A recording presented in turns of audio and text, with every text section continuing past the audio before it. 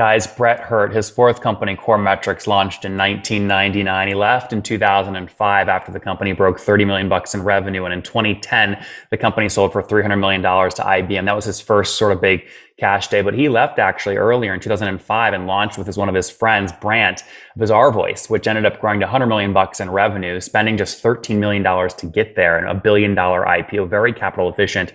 Obviously, Bizarre Voice taken private in 2018 by Marlin, and other stuff has happened since then. But now Brett's focus is Data.World, competing with Calibra, really a large-scale, wide-spreading data platform, very opposite of the capital efficiency of his earlier companies. He had to raise over $53 million of capital before his first dollar of revenue at Data.World. But now scaling, team of 50 engineers focused on efficiency and scaling in a good way. He's written about his success in his book, The Entrepreneur's Essentials, which I encourage all of you guys to check out. Hey folks, my guest today is Brett Hurt. He's the CEO of Data.World, the enterprise data catalog for the modern data stack. He's also the co-founder of Hurt Family Investments. Brett has co-founded and led Bizarre Voice through an IPO, as well as Core Metrics, which was acquired by IBM. He is a Henry Clown Fellow, and his book is called The Entrepreneur's Essentials. All right, Brett, you ready to take us to the top? Yeah, let's go for it. So take us back to Bizarre Voice first. People always go, man, Brett, he started his first company, it does well, he IPOs it, but you've got, do you have any stories before that where things crash and burned? Well, Bizarre Voice was actually my fifth company. It was definitely the best outcome to date, but I think Data.World is much more ambitious, and it's incredibly exciting, the path we're on with this company. But Bizarre Voice really popularized customer reviews all over the world. It really brought that voice of the customer into websites. Walmart and the Home Depot and Best Buy and many others all over the world used it. As of today, it's in over 20,000 over 20,000 customers rather, and over 40 international languages. And it's run by a really good friend of mine, Keith Nealon. And it's an amazingly scaled company at this point. But yeah, that was an incredible journey. We were actually rated the #1 company to work for in Austin when we were small, then medium, then large. A lot of the insights in my book come from Bizarre Voice, and we've applied them to Data.World. By the way, all proceeds to the Entrepreneur's Essentials go to supporting female entrepreneurs. So I don't make a dime on this. And I also gave away the book for free online at theentrepreneursessentials.com. So hey guys, if you're driving and listening, the cover is a green cover. If you're looking it up on Amazon, the Entrepreneur's Essentials, so you can look up, and we'll certainly link to that in the show notes and promote this when we send it out. But Brett, that's great. Give us the on Bizarre Voice. Just give us some of the snippets real quick. So, like, what year did you launch the business? So Bizarre Voice, I launched it with Brant Barden in 2005. Okay. And to put that in a historical context, there were only 3 retailers who had customer reviews at the time in the entire United States. And we launched, I think, 2 years before the iPhone. Facebook was closed to the public. There was no such thing as Snapchat or Instagram or TikTok. So there's this entire social wave that was about to come. And that really accelerated the business at Bizarre Voice, because Facebook came along and said to all the brands and all the retailers, you need to be social, you need to be social, you need to be social. And of course, they had invented the world's best ad targeting engine up until when Apple changed their rules and really broke that engine pretty profoundly. But here we were in the right time, right place. And I always say that entrepreneurship is a combination of a lot of grit and a lot of luck. And anybody that says there's no luck in it, they're absolutely wrong. There's a tremendous amount of luck needed to become a successful entrepreneur. I mean, I was hoping you had mentioned that Salesforce IPO'd in 2006. So you could also argue you were one of the original sort of SaaS models, and eventually one of the original enterprise SaaS models. Would you agree with that? I would actually go back to Core Metrics, my fourth business, for that. I got to see Mark Benioff present when Salesforce was 80 people. When I was raising money for Core Metrics, this was back in 1999. The term SaaS didn't exist. You launched it in 1999? Yes. Wow. Yeah, okay. That was Core Metrics. And the term SaaS didn't exist. The term ASP, application service provider, didn't exist. I saw Benioff speaking at Stanford talking about the end of software, and I thought he was brilliant. And I was out there trying to raise money for Core Metrics, talking to VCs about clients and, mainframes and dumb terminals and clients and servers and like anything to get them to kind of grok what a centralized multi-tenant kind of SaaS model would be. But those terms, again, didn't exist back then. And I was like, look, I'm going to be able to upgrade it for our customers all the time. And they were like, but there's already two public companies that one's worth $1 billion, one's worth $2 billion, and they're on-prem. And it seems like everybody's going to want their data on-prem. And I was like, but I'm going to be able to release software so much faster than them. And I've talked with almost all of their customers, and they're all hating on them. Most of them haven't deployed. The ones that have told me that it took 12 to 18 months. You're going to be able to deploy this in weeks.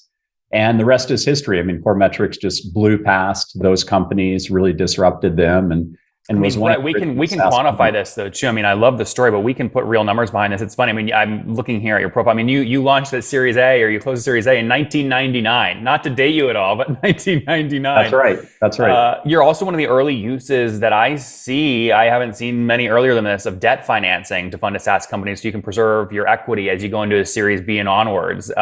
You ended up, I think, raising, what was the total raised at Coremetrics? Oh gosh, I would need to think about that. I think it was close to 80 million. Oh, what's going on there, YouTube? Good to see you guys. Now imagine this. You love watching these interviews with SaaS founders, but imagine if we took all of the valuation data out from over 2,807 interviews I've done manually. Saves you a lot of time. Well, we've done this. We've built it into the beautiful interface inside of FounderPath. Check this out. I'll show you how you can access this in a second, but you log in, you connect your Stripe account, you see your valuation real time, you can see what it changed over the past 88 days, and even set goals for valuation this year. Now, the secret to valuation is there's many different ways to value a SaaS business.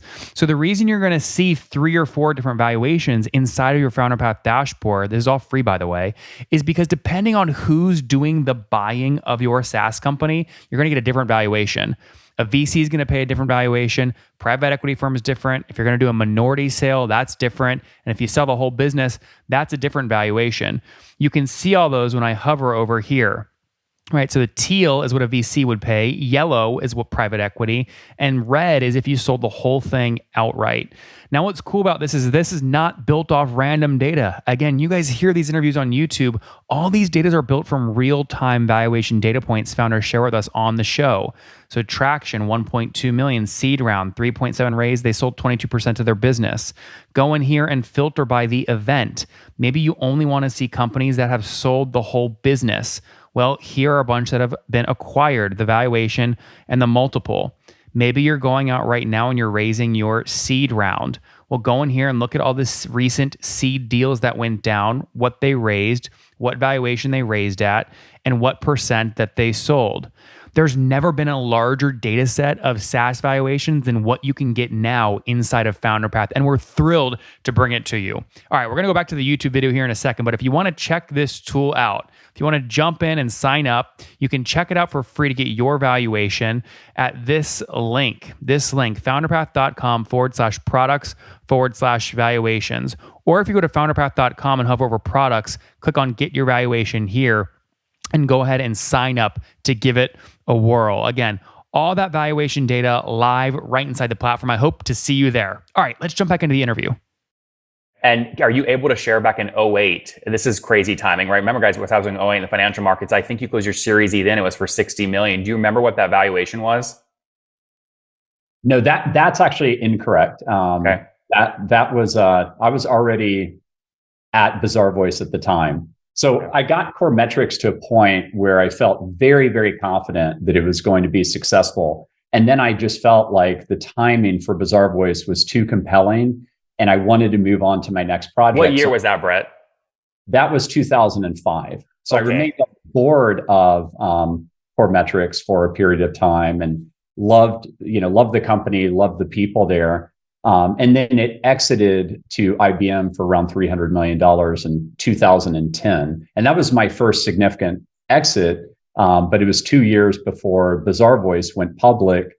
And Bizarre Voice was over $1 billion IPO and one of the top 5 IPOs of 2012. So it was good liquidity from Coremetrics, but then Bizarre Voice was really the entrepreneurial dream come true. This is incredible. So do you remember, you said you left in Coremetrics quote when you felt it was comfortable. Quantify that in terms of revenue. Do you remember ARR in 2005? I think it was around 30 million of ARR at that point. And do you remember what it scaled to 5 years later in 2010 before the acquisition? I don't. Okay. No, I don't. Okay, so you basically also that takes a lot of discipline. I mean, this thing it's growing, it's 30 million in ARR. You go, man, I'm just feeling so compelled by this bizarre voice thing. Did you have trusted lieutenants at Coremetrics, maybe co-founders, then that sort of gave you extra, comfort to leave?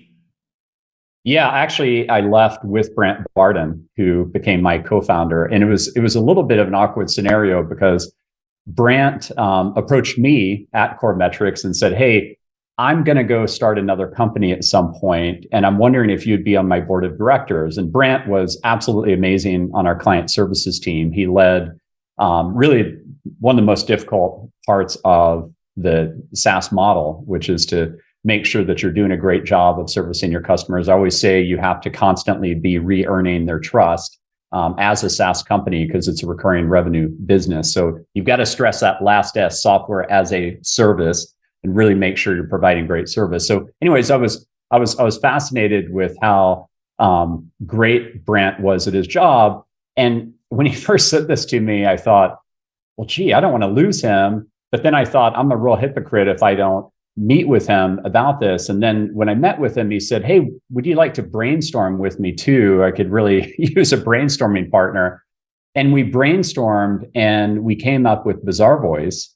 And then I realized, or I really felt deep in my bones, that the market timing for that was so compelling and that it was such a big vision and it could be a bigger company than Coremetrics, that I thought to myself, I've got to do this. But I trust me, I would not have left Coremetrics had it not been in a good state. And the reason I say that is Coremetrics had gone through a lot of trauma. We launched in 1999. You know what happened next? Yep. We had 100 .com customers. We were ringing the bell all the time, winning new customers. And 97 of our customers went out of business in the .com crash. And so I had a huge amount of scar tissue. We had to let go of 2/3 of the people. I lived in San Francisco at the time. We're in Austin now. And I would tell my wife, I literally feel like I'm being punched in the gut. But ultimately, I got the company back on a good track alongside a great team. And we built, we've signed Walmart and built back up into a big company. We became rated the #1 in the industry by Forrester Research, who is the most important research firm in that particular industry for retail. And that was back in the days of Kate Delhagen and a bunch of other amazing people that work there. And so once it got to a point where I was like, okay, it's undeniably going to be successful. Now, I will tell you that I wish that the CEO that took it forward didn't sell it so early. But it had gone through some trauma. I mean, honestly, it could have been an IPO just a couple of years later. But I guess that he and the board felt like that was a compelling offer. But they kind of missed like the hockey stick that was coming in SaaS just a couple of years later. So the multiple wasn't as great as it could have been. And it really changed IBM. I mean, it became IBM's core analytics stack, but it could have been so much more. Yep. Hey, I want to move forward here another minute on Bizarre Voice and then spend the rest of the time on your new company, Data.World, which we're all excited about. On Bizarre Voice, though, so Brant and you are getting together. One question I always get from listeners is, Nathan, I've got a great co-founder, but we haven't had the tough equity conversation.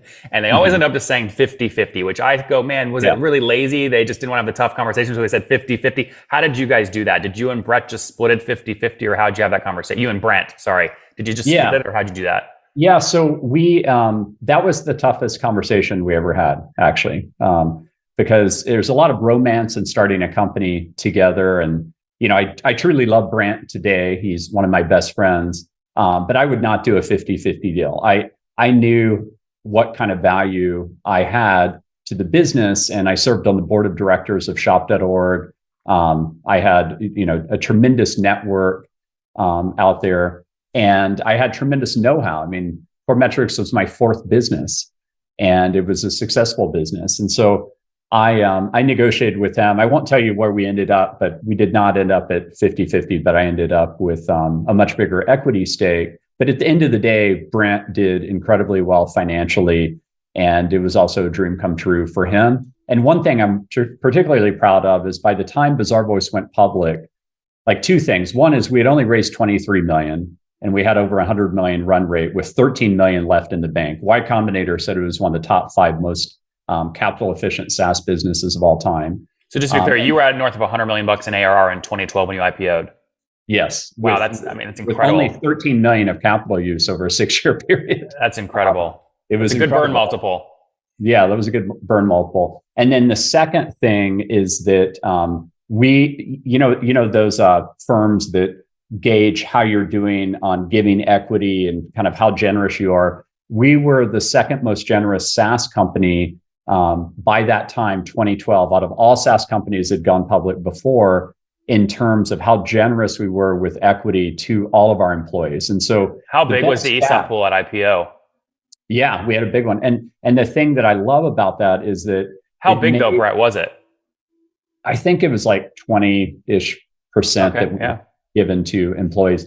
And the thing that's amazing about that is that it led to over 60 companies started by former Bazaarvoice people. Like that's how big of an exit it was and how much wealth it created. And I'm a capitalist, and that ripple effect, capitalist impact is very real in terms of what happens with nonprofits, what happens with people starting their own businesses, the type of know-how they get to create great cultures.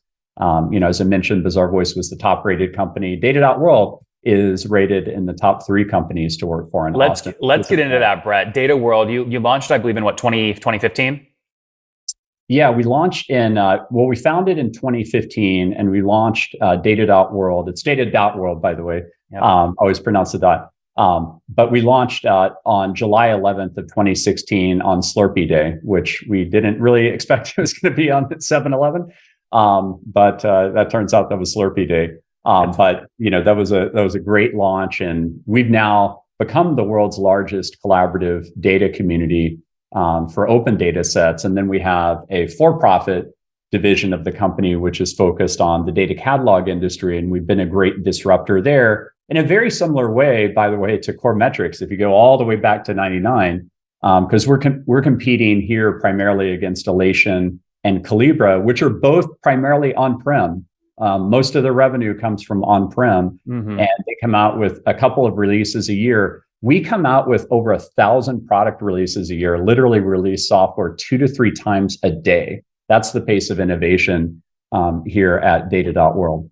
That's incredible. Tell me how many years it took you to break $1 million run rate at Data.World. At Data.World, we didn't even make $1 of revenue until we had raised over $50 million. And we didn't break $1 of revenue until 2018. And the reason why is it's a very different business than Bazaarvoice. It's a very wide surface area. If you understand the data catalog space, it's basically a library for all of your internal data assets. So it sits on top of Snowflake and Databricks and Oracle and Netizen, all other systems, both modern and old.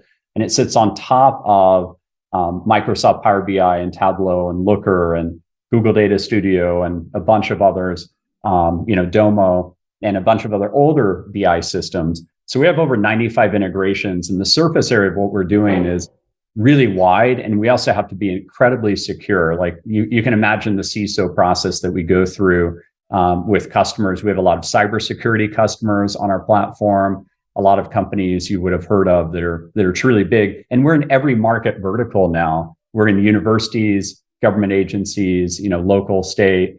We're in a lot of corporations, from technology companies to financial services to healthcare to travel and retail and on and on and on. So Brett, just to pull this forward, one of the themes I want to get for our listeners here is they're all trying to manage dilution, right, as they scale. They want to go hit a home run, but they also don't want to dilute. You did a great job, obviously. You already talked about it at prior companies. This one's a little bit different in terms of the broad reach, but help me understand, your Series B was a 26 million Series B, I believe, in 2020. Most folks in this Series B, they're selling 10% of the company. Were you sort of in that same range?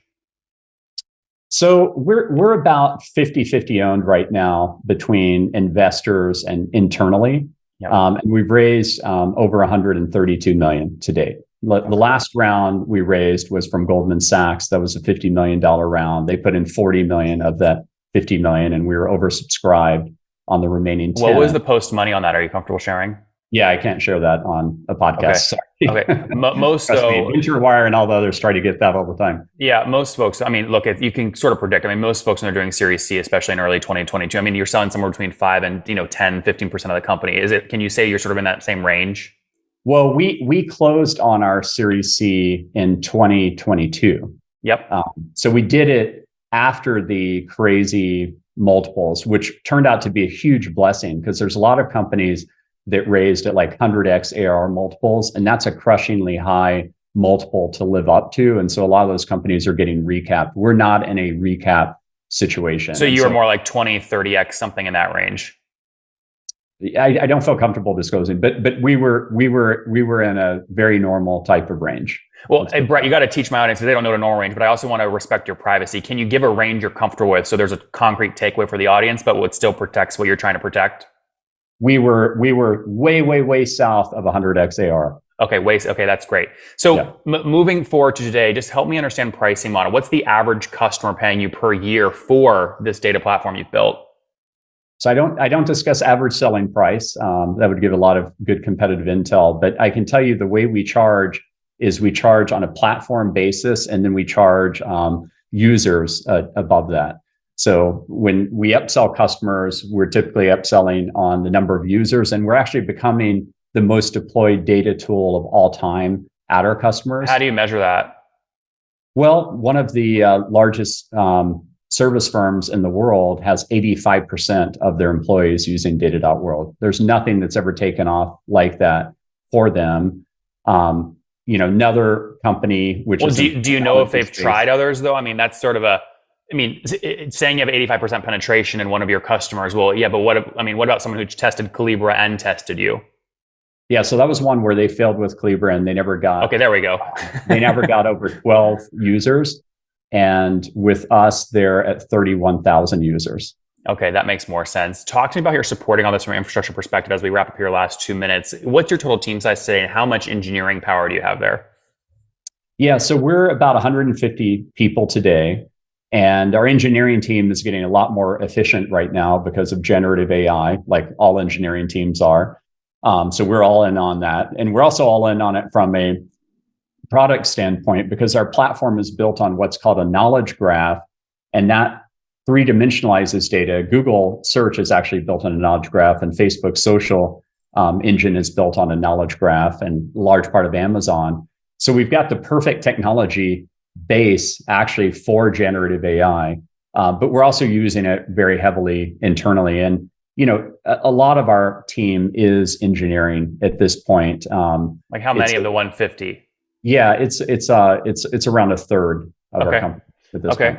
That's great. And when you say you have like 31,000 members at that one company, I just want to make sure these are not like free users you're just giving away. That's easy. They're paying for these seats. This is paid, yeah. So when you say in the press you have 1.6 million members, these are not just free users floating around. These are paid seats on the platform. Okay, so there's two sides of it. It's not 1.6 million. What I said earlier is it's 2.1 million on the free side. And then we don't disclose how many are on the paid side. But we have two parts of the business. We're a B Corporation. One part is a free utility to leverage open data sets from all over the web and collaborate on those for free and contribute to the public body of knowledge about cancer and climate change and poverty and nutrition and all of these important things. That part of the business has trained the paid part, which is the data catalog business.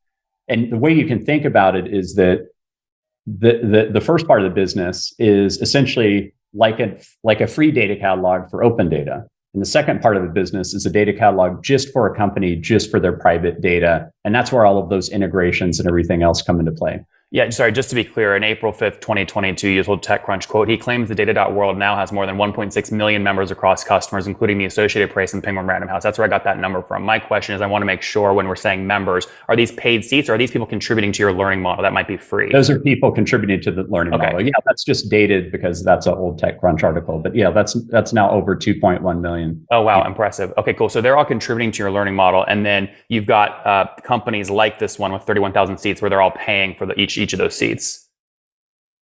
Yes. That's right.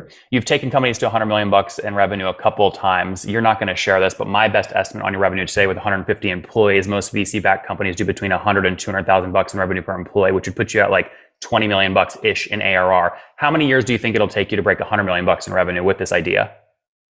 Yeah, that's not something I'm going to disclose. You're like a VC. This is like if you're going to write me $100 million check, then I'll disclose some of these things. Well, look, there's a lot of founders that want to learn from you, and no one gets the data that I get. So I'm always going to ask the question. Right. And so I guess, I mean, can you share anything about how you take an idea from where you are today to north of 100 million bucks, since you've done this so many times? It's all in my book, The Entrepreneur's Essentials.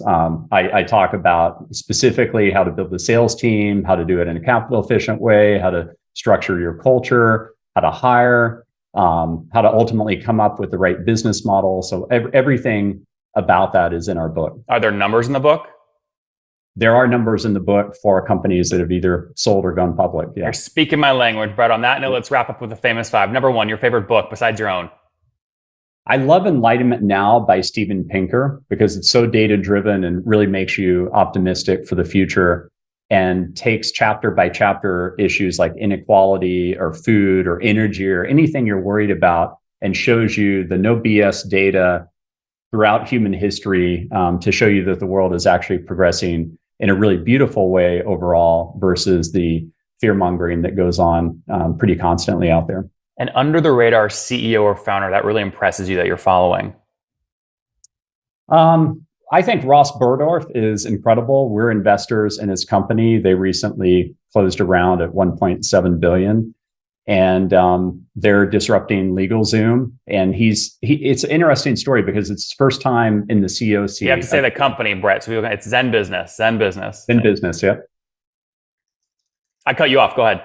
Okay, yeah. So I mean, it's his first time in the CEO seat. He was the CTO of HomeAway before. It's been a real joy to mentor him and really just awesome to see how well that company is doing. And they're also a proud B Corp. When we became a B Corp in Austin, there were 6 companies that followed us and made that move. And I know they did because I talked with their CEOs about it when we made that move. And they asked me, why are we doing this? And I really believe that's the next stage of capitalism 2.0. And guys, if you want to learn from Ross, you can find his interview he did on the show, which a lot of good data. 2019, he shared they broke 4 million in revenue. 2020, he shared they broke 15. 2021, they grew to over 45 million bucks in revenue as they're displacing large folks like LegalZoom, doing it in a capital efficient way. Their Series B was a $56 million round on 256 post, which he shared about. And then the one that Brett just mentioned was a Series C, 200 million at 1.7 post money. A really, really great story there from Ross. Brett, number 3. He's incredible. Number 3, what's your favorite online tool for building Data.World besides your own or one you own equity in?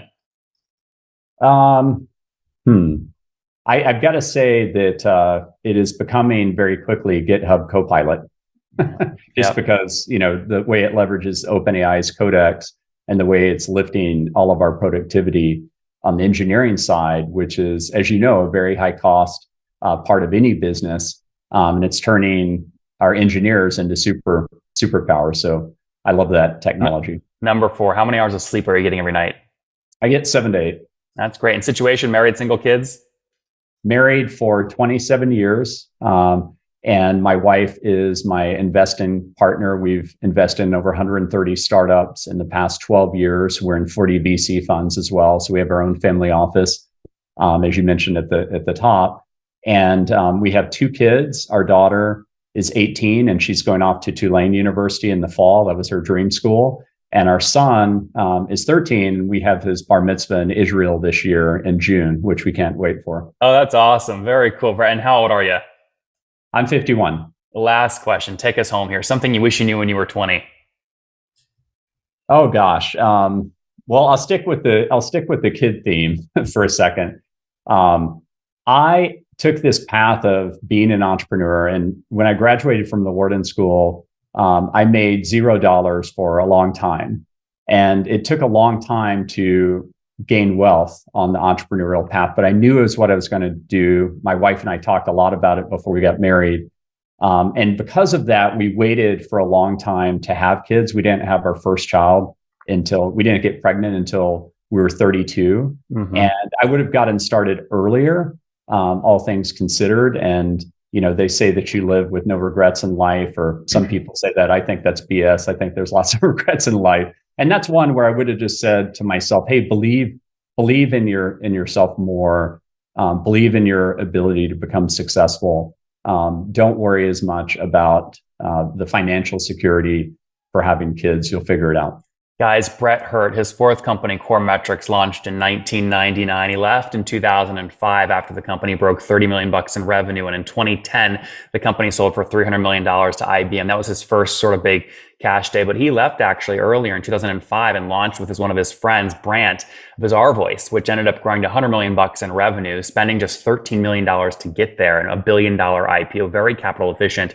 Obviously, Bizarre Voice taken private in 2018 by Marlin, and other stuff has happened since then. But now Brett's focus is Data.World, competing with Calibra, really a large scale, widespreading data platform, very opposite of the capital efficiency of his earlier companies. He had to raise over $53 million of capital before his first dollar of revenue at Data.World, but now scaling, team of 50 engineers focused on efficiency and scaling in a good way. He's written about his success in his book, The Entrepreneur's Essentials, which I encourage all of you guys to check out. Brett Hurt, thank you for taking us to the top.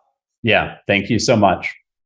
One more thing before you go. We have a brand new show every Thursday at 1 p.m. Central. It's called Shark Tank for SaaS. We call it Deal or Bust. One founder comes on, 3 hungry buyers, they try and do a deal live, and the founder shares back-end dashboards, their expenses, their revenue, ARPU, CAC, LTV, you name it, they share it. And the buyers try and make a deal live. It is fun to watch every Thursday, 1 p.m. Central. Additionally, remember, these recorded founder interviews go live. We release them here on YouTube every day at 2 p.m. Central. To make sure you don't miss any of that, make sure you click the subscribe button below here on YouTube, the big red button, and then click the little bell notification to make sure you get notifications when we do go live. I wouldn't want you to miss breaking news in the SaaS world, whether it's an acquisition, a big fundraise, a big sale, a big profitability statement, or something else. I don't want you to miss it. Additionally, if you want to take this conversation deeper and further, we have by far the largest private Slack community for B2B SaaS founders. You want to get in there. We've probably talked about your tool if you're running a company, or your firm if you're investing. You can go in there and quickly search and see what people are saying. Sign up for that at nathanlatka.com/Slack. In the meantime, I'm hanging out with you here on YouTube. I'll be in the comments for the next 30 minutes. Feel free to let me know what you thought about this episode. And if you enjoyed it, click the thumbs up. We get a lot of haters that are mad at how aggressive I am on these shows, but I do it so that we can all learn. We have to counter those people. We got to push them away. Click the thumbs up below to counter them, and know that I appreciate your guys' support. All right, I'll be in the comments. See ya.